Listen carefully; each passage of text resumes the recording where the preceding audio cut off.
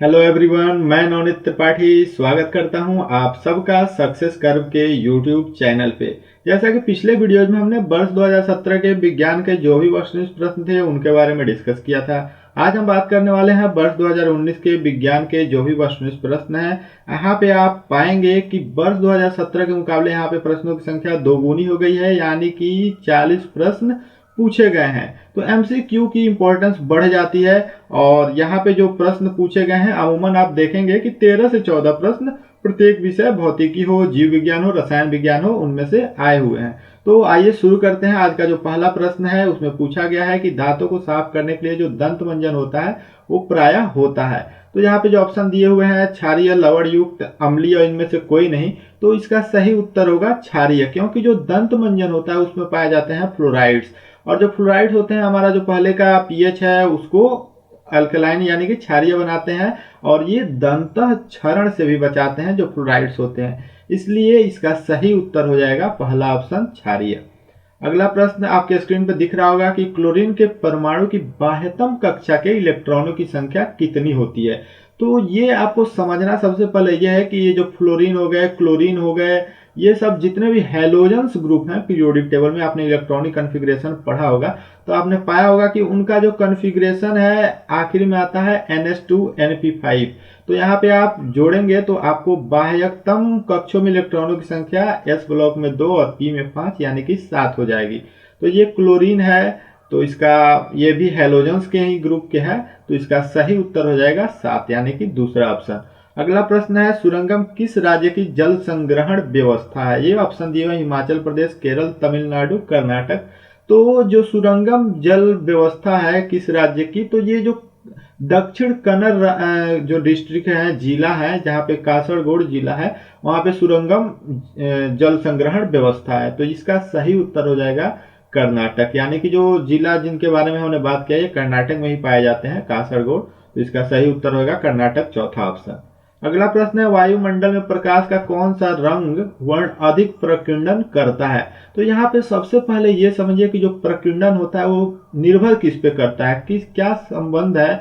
तो यहाँ पे देखिए जो प्रकीर्णन होता है, जो वेवलेंथ आपने पढ़ा होगा, जो सातों रंग होते हैं बी विग्योर, उसके अपोजिट होता है। यानी कि अगर आप वेव लेंथ को बढ़ा रहे हैं तो प्रकीर्णन कम होगा, अगर आप वेव लेंथ को घटाएंगे तो प्रकीर्णन ज्यादा होगा। तो जो भी ऑप्शन दिए हुए हैं लाल, पीला, नीला, नारंगी, तो आप पाएंगे कि जो विग्योर है यहाँ पे आगे बढ़ते हैं हम लाल रंग की तरफ जाते हैं वायलेट से, तो वेवलेंथ बढ़ता है। तो यहाँ पे जो भी ऑप्शन है जिसका वेवलेंथ सबसे कम होगा उसका प्रकीर्णन ज्यादा होगा। तो दिए हुए ऑप्शन में से जो आपको दिख रहा है नीला रंग है, इसका ही प्रकीर्णन सबसे कम होगा, क्यों ज्यादा होगा, क्योंकि इसका वेवलेंथ सबसे कम होगा। तो ये आपको आसानी से समझ लेना है कि वेवलेंथ और प्रकीर्णन में क्या संबंध है। अगर वेवलेंथ बढ़ा तो प्रकीर्णन कम, अगर वेवलेंथ घटा तो प्रकीर्णन ज्यादा। तो सबसे कम वेवलेंथ यहाँ पे नीला रंग का है, इसलिए सही उत्तर इसका हो जाएगा थर्ड ऑप्शन।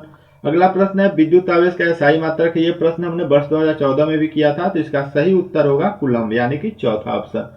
और अगला प्रश्न है सामान्य अनुशीतलन रक्तदाब होता है। ये प्रश्न 2016 में भी पूछे गए थे, लेकिन हुआ ये था कि वहां पे पूछ लिया गया था कि रक्तदाब क्या होता है। तो वहां पे हमने आंसर बताया था कि 120/80 mmHg, लेकिन यहाँ पे बस पूछ लिया गया अनुशीतलन। तो जो सिस्टोलिक और डायस्टोलिक होता है, जो डायस्टोलिक प्रेशर होता है रक्तदाब, उसी को अनुशीतलन कहते हैं। तो 120/80 जो हमने पढ़ा था, जो हमने पिछले वर्ष के प्रश्नों में जो देखा था, तो जो 80 है यही इसका अनुशीतलन रक्तदाब होता है। तो इसका सही उत्तर हो जाएगा 80 mm, यानी कि पहला ऑप्शन।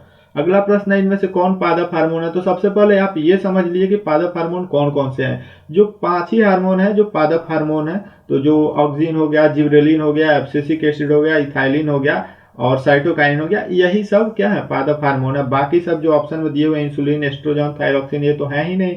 तो सही उत्तर इसका क्या हो जाएगा, चौथा ऑप्शन साइटोकाइनिन। वैसे ही जो अगला प्रश्न दिख रहा होगा, ये पूछा है कि चालक का प्रतिरोध निर्भर नहीं करता है। तो सबसे पहले आप ये समझिए कि चालक का जो फॉर्मूला है वहां से रिलेट कर लिए। तो रेजिस्टेंस जो होता है वो होता है ρl/a, यानी कि लंबाई अपॉन एरिया क्रॉस सेक्शनल, और रो तो कांस्टेंट है ही। तो ये जो चालक की लंबाई दिया हुआ है ये भी सही है। चालक के अनुप्रस्थ काट क्षेत्रफल ये भी सही है। चालक के तापमान ये भी सही है, क्योंकि जो रो है वो डिपेंड करता है तापमान पर। बाकी ये जो विद्युत प्रवाहित धारा है इस पे नहीं करता है, तो इसका सही उत्तर हो जाएगा चौथा ऑप्शन। अगला प्रश्न है धोबिया सोडा का रासायनिक सूत्र है। देखिए हर वर्ष पूछे जा रहे हैं रासायनिक सूत्र, कभी संगमरमर का पूछ लिया, कभी किसी का, तो ये प्रश्न बहुत इंपॉर्टेंट है रासायनिक सूत्र वाले। इसका सही उत्तर होगा Na2CO3.10H2, सही उत्तर थर्ड ऑप्शन। अगला प्रश्न आपके स्क्रीन पर ये है कि रुधिर का कौन सा अवयव रक्तस्राव को रोकने में मदद करता है। ये हमने किया था पिछले वर्ष में, जिसमें रक्त बिंबाणु करके ऑप्शन दे दिया गया था, जो पूछा था कि खून का थक्का बनाने में मदद करता है। ठीक वैसा ही प्रश्न है कि रक्तस्राव को रोकने में मदद करता है, तो इसका सही उत्तर हो जाएगा प्लेटलेट्स, यानी कि दूसरा ऑप्शन। ठीक, अगला प्रश्न है निम्न में से कौन सा जीवाणु जनित रोग नहीं है। तो ये जब हम पढ़ेंगे चैप्टर को बहुत अच्छे से, तो वहां पे हम आपको ट्रिक भी बताएंगे। अभी फिलहाल आप ये जान लीजिए कि ये जो मस्सा दिया हुआ है, वार्ड्स जिसको हम लोग बोलते हैं, ये जीवाणु जनित रोग नहीं है। बाकी जो ऑप्शन में दिए हुए हैं आपको पता ही होगा, आपने पढ़ा होगा, गोनोरिया, सिफिलिस, ये सब क्या है, जीवाणु जनित रोग है। तो इसका सही उत्तर हो जाएगा सेकंड ऑप्शन। अगला प्रश्न है निम्न में कौन सा पर्यावरण अनुकूलन नहीं है। तो ये पैदल चलना, मोटरसाइकिल से चलना, साइकिल से चलना, इनमें से कोई नहीं। तो यहाँ पे ये समझिए पर्यावरण अनुकूलन क्या है कि आप कोई पर्यावरण को क्षति न पहुंचाएं, कोई पॉल्यूशन ना हो। तो यहाँ पे आप क्या पैदल चलेंगे तब भी कोई पॉल्यूशन नहीं होगा, और साइकिल से चलेंगे तभी पर्यावरण को कोई क्षति नहीं होगी। तो यहाँ पे बस क्षति होगी किससे, मोटरसाइकिल से, क्योंकि इसमें से धुआं निकलता है, ये सब पर्यावरण को नुकसान करेंगे। तो ये इसका सही उत्तर हो जाएगा सेकंड ऑप्शन। अगला प्रश्न है निम्न में से किस धातु का गलनांक सबसे कम है। तो ये जो भी ऑप्शन में दिए हुए हैं कुछ पी ब्लॉक हैं और कुछ डी ब्लॉक के हैं। बाकी एक सोडियम ही है जो एस ब्लॉक का है, और एस ब्लॉक के क्या होते हैं, सॉफ्ट मेटल होते हैं, कोमल होते हैं, उनका मेल्टिंग पॉइंट लो होता है। इसका सही उत्तर हो जाएगा सोडियम, यानी कि तीसरा ऑप्शन। अगला प्रश्न है निम्न में से किस दर्पण की फोकस दूरी धनात्मक होती है। तो देखिए फोकस दूरी धनात्मक और ऋणात्मक दो होती है, और ये डिपेंड करती है कि इमेज कहाँ बन रहा है या फोकल लेंथ किस साइड है। अगर फोकल लेंथ जो कर्वेचर है यानी कि उसके अपोजिट है तो निगेटिव होगा, धनात्मक होगा। तो यहाँ पे सही उत्तर हो जाएगा क्या, उत्तल दर्पण, इसका उसके अपोजिट होता है। ठीक, तो इसका सही उत्तर हो जाएगा तीसरा ऑप्शन। अगला प्रश्न है निम्न में से कौन सा उपधातु है। ये थोड़ा प्रिंटिंग मिस्टेक हो गया है, यहाँ पे उपधातु होगा।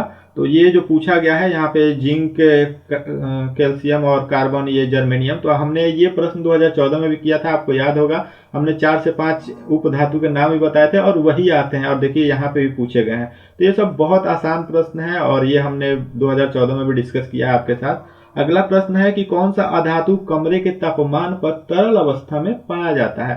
तो ये जो पूछा गया है ये प्रश्न आपको याद होगा। देखिए कितने प्रश्न लगातार रिपीट कर रहे हैं, ये प्रश्न भी पूछा जा चुका है पिछले वर्ष में।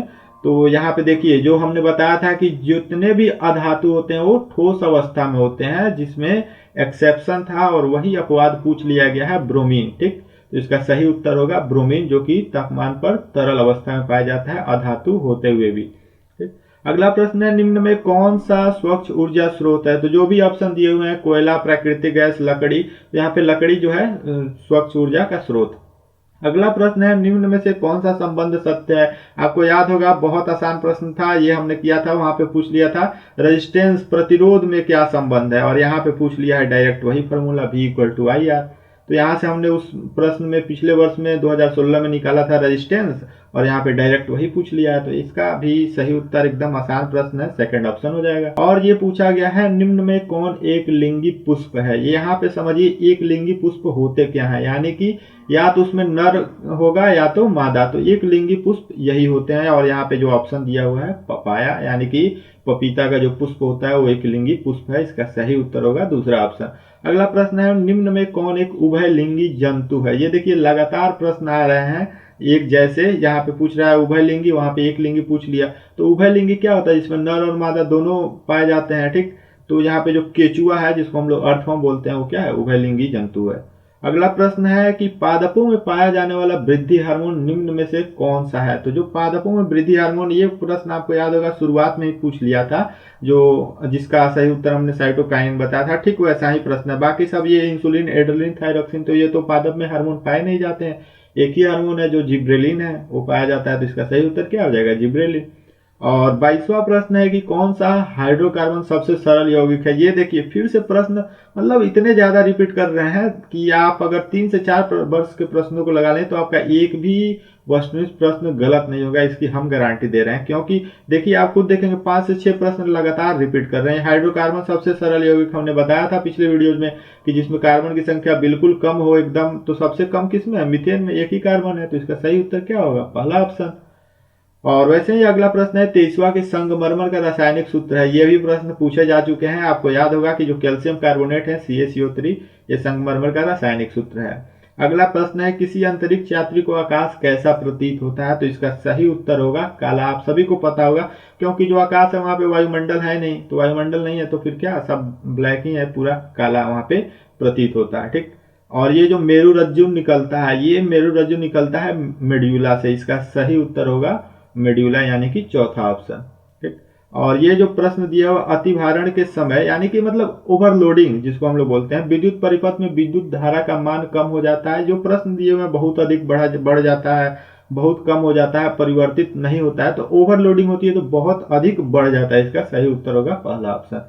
अगला प्रश्न है किसी कोष में इलेक्ट्रॉनों की अधिकतम संख्या होती है। ये आपको आसानी से पता होगा कि आप करके भी देख सकते हैं। 2n² रखेंगे आप तो देखेंगे कि अगर n की वैल्यू 1 रखेंगे तो 2, और फिर n की वैल्यू 2 रखेंगे तो 2 दूनी 4 दूनी 8, तो ऐसे 2 8 आपको पता ही होगा, ये मैजिक जो नंबर होता है वही होता है। तो इसका सही उत्तर होगा कोषों की अधिकतम इलेक्ट्रॉन संख्या निकालना है आपको, तो कितना हो जाएगा 2n²। आप देखे होंगे s में 2 होता है, p में 6 होता है, तो आप रख के देख सकते हैं आसानी से। ठीक। और ओजोन परत किस हानिकारक विकिरण से पृथ्वी को सुरक्षा प्रदान करती है। बहुत ही आसान प्रश्न है, आप सभी को पता होगा अल्ट्रावायलेट रेज जिसको हम लोग बोलते हैं पराबैंगनी की विकिरण, उसी से ओजोन परत हानिकारक विकिरण से बचाती है, सुरक्षा प्रदान करती है पृथ्वी को। ठीक। इसका सही उत्तर हो जाएगा सेकंड ऑप्शन। अगला प्रश्न आपके स्क्रीन पे है कि ऑक्सीजन के 2 परमाणुओं के बीच कितने आबंध होते हैं। ये भी प्रश्न रिपीट कर रहा है, मतलब प्रश्नों की संख्या बहुत ज्यादा मात्रा में रिपीट कर रही है। यहाँ पे 2 होगा, ये प्रश्न भी हमने किया था, 2 आबंध होते हैं। ठीक।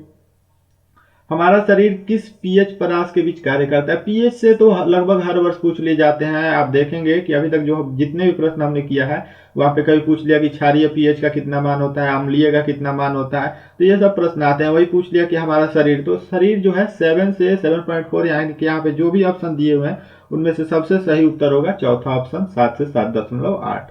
और 31वां प्रश्न है जिसमें पूछा गया है नेत्र में प्रवेश करने वाली प्रकाश किरणों का अधिकांश अपवर्तन कहाँ होता है। तो ये एक प्रश्न आया था जहाँ पे रेटिना था कि वहां पे इमेज बनता है। ठीक। लेकिन यहाँ पे कर्निया का बाहरी पृष्ठ है, यहाँ पे अधिकांश अपवर्तन हो जाता है। ठीक। तो इसका सही उत्तर हो जाएगा पहला ऑप्शन।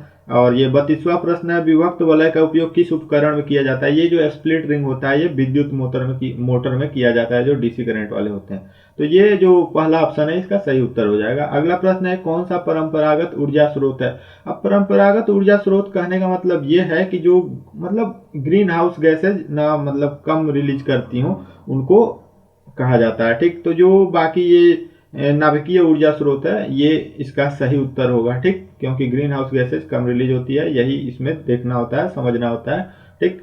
और बाकी जो 34वां प्रश्न है इसमें पूछा गया है रासायनिक अभिक्रिया के दौरान किसी पदार्थ में ऑक्सीजन का योग, यानी कि ऑक्सीजन जुड़ रहा है तो सीधा सीधा बात है कि ऑक्सीडेशन होगा, जिसको हम लोग उपचयन बोलते हैं हिंदी में। तो सही उत्तर थर्ड ऑप्शन होगा उसका।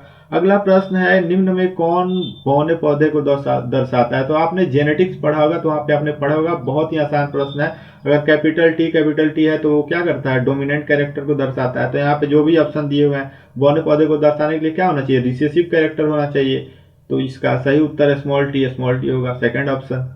अगला प्रश्न है निम्न में से किस माध्यम में प्रकाश की चाल अधिकतम है। अधिकतम चाल हवा में, जो भी ऑप्शन दिए उनमें तो हवा ही है, तो सही उत्तर इसका हवा हो जाएगा। अगला प्रश्न है किसी लेंस द्वारा उत्पन्न आवर्धन का साई मात्रक है। तो जो आवर्धन होता है वो क्या होता है, height of image upon height of object, मतलब यही होता है। तो दोनों तरफ हाइट ही है, तो आप क्या करेंगे, हाइट का भी मान लीजिए मीटर होगा, उसका भी मीटर होगा, तो दोनों कट जाएगा। तो सिंपल बात है, साई मात्रक क्या हो जाएगा, मात्रक विहीन होगा, इसका कोई मात्रक नहीं होता। ठीक। दोनों तरफ सेम क्वांटिटी है तो कट जाएंगी वो आपस में, उनका जो मात्रक है। अगला प्रश्न है 38वां की जिसमें पूछा गया एल्केन्स का सामान्य सूत्र है। एल्केन्स क्या, आप देखिए यहाँ पे जो भी ऑप्शन दिए हुए हैं अल्केन, अल्कीन, एल्काइन के दिए हुए हैं, तो जो एल्केन का सूत्र है वो CnH2n+2 होता है। और एल्कीन का भी ये और एल्काइन का भी ये। तो ये सबसे सही उत्तर इसका जो एल्केन का पूछा गया है तो इसका पहला ऑप्शन हो जाएगा। ठीक, अगला प्रश्न है जैव विविधता का विशिष्ट स्थल है, यानी कि जैव विविधता का विशिष्ट स्थल यानी कि जहाँ पे बहुत ज्यादा जैव विविधता पाई जाती है। तो इसका फसल क्षेत्र, समुद्र तट, नदी, वन, तो वन में ही होगा सबसे सही उत्तर इसका। तो चौथा ऑप्शन। आखिरी प्रश्न आज के सेशन का वो ये है कि स्वपोषी पोषण के लिए आवश्यक है। तो यहाँ पे जो भी ऑप्शन दिया हुआ है पर्णहरित, या आप पहला प्रश्न चैप्टर पढ़े होंगे तो वहीं पे ये सब दिया हुआ है। पर्णहरित, कार्बन डाइऑक्साइड, सूर्य का प्रकाश, तो ये जो भी है सब के सब इंपॉर्टेंट है स्वपोषी पोषण के लिए, क्योंकि ये क्या करते हैं फोटोसिंथेसिस, प्रकाश संश्लेषण से अपना भोजन बनाते हैं और प्रकाश संश्लेषण में ये सब चाहिए। तो इसका सही उत्तर हो जाएगा इनमें से सभी। तो आज के लिए इतना ही। इस सेशन में जो भी 40 वस्तुनिष्ठ प्रश्न थे हमने डिस्कस किया। अगले सेशन में बहुत जल्द मिलेंगे हम फिर किसी वस्तुनिष्ठ प्रश्नों के साथ या किसी चैप्टर के साथ, और बाकी बिहार बोर्ड से संबंधित जो भी जानकारी होगी किसी अन्य बोर्ड से भी हम आप तक जरूर पहुंचाएंगे। तब तक हमारे चैनल से जुड़े रहिए, लाइक शेयर और सब्सक्राइब करते रहिए। धन्यवाद।